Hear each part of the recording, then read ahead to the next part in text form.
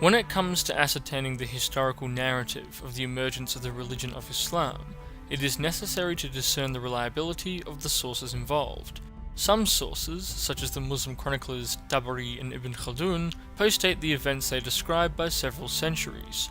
Others, such as the reports of the Christian writers Thomas the Presbyter and Sophronius the Patriarch, bear first-hand testimony to the historical emergence of Islam.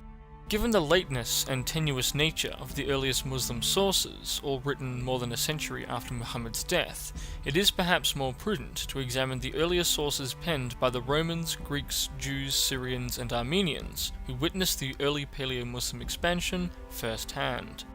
It could be argued that these early non-Arab and non-Muslim sources were biased against Arab Muslims, and should therefore be discounted, given that the authors of said sources were largely Christian. This argument ignores the biases of later Muslim authors, however, whose works could equally be discounted as religious propaganda.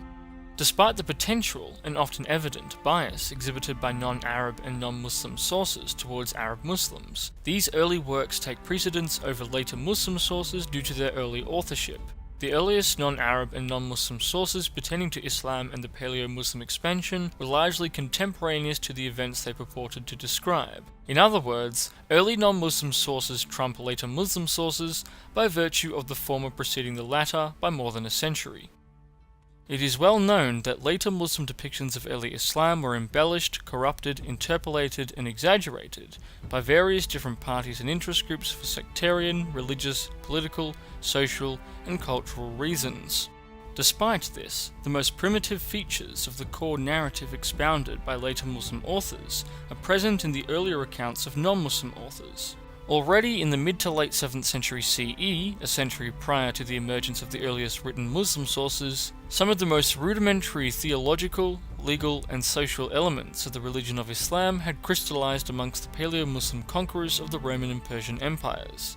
Conversely, these early sources also reveal many aspects of nascent Islam that appear to be downplayed in later Islamic tradition, or absent altogether, indicating that the religion has undergone significant transformations since its early inception. According to contemporaneous records from the mid-7th century onwards, tribal Arab armies calling themselves the Migrants, Muhajirun, raided, invaded, and conquered Mesopotamia, the Levant, and Egypt, ravaging the land and causing widespread destruction.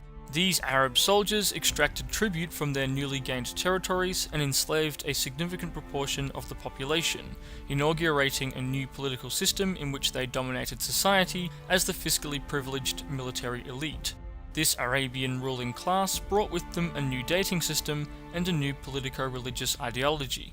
The foundation for this movement was an archaic document, ostensibly preserved in later Arab Islamic tradition, known as the Medina Compact, Sahifat al-Medina, a treaty between different parties of believers, mu'minun, under the protection of God, Dhimmat Allah, to establish a monotheistic community, Ummah, and wage holy war in the name of God, Jihad fi Sabil Allah. This new Arab socio-politico-religious movement was strictly devoted to monotheism, Tawheed, and highly iconoclastic, being especially hostile towards Trinitarian Christian iconography and theology. The adherents of this movement followed the laws and preachments of an Arab politico-religious leader named Muhammad, who had outlawed adultery, lying, the drinking of wine, and the consumption of carrion. Muhammad's early movement contained several Jewish tribes, and his ideology, influenced by Judeo-Christian eschatology, was essentially apocalyptic in nature, anticipating the imminent return of the Messiah and the end of days.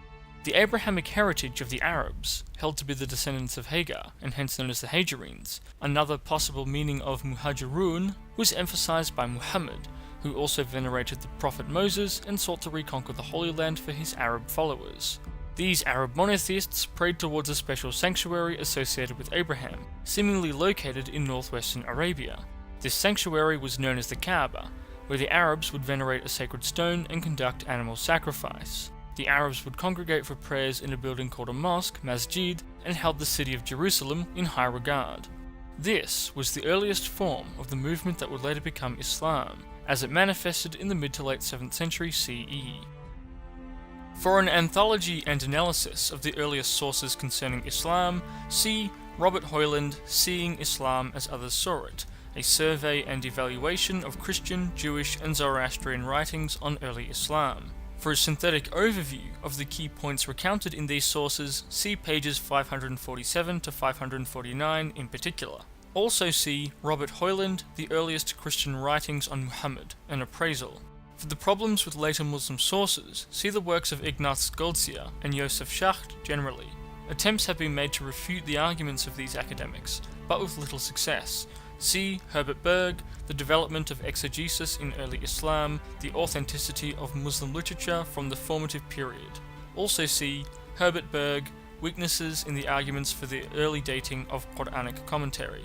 The Jewish influences evident in early Islam led some academics to develop a startling new, though now outdated, hypothesis for the origins of Islam.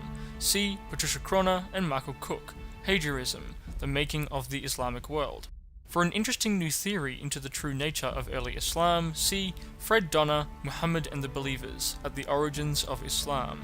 For the apocalyptic nature of early Islam and a recent analysis of the earliest sources, see Stephen Shoemaker, The Death of a Prophet, The End of Muhammad's Life and the Beginnings of Islam.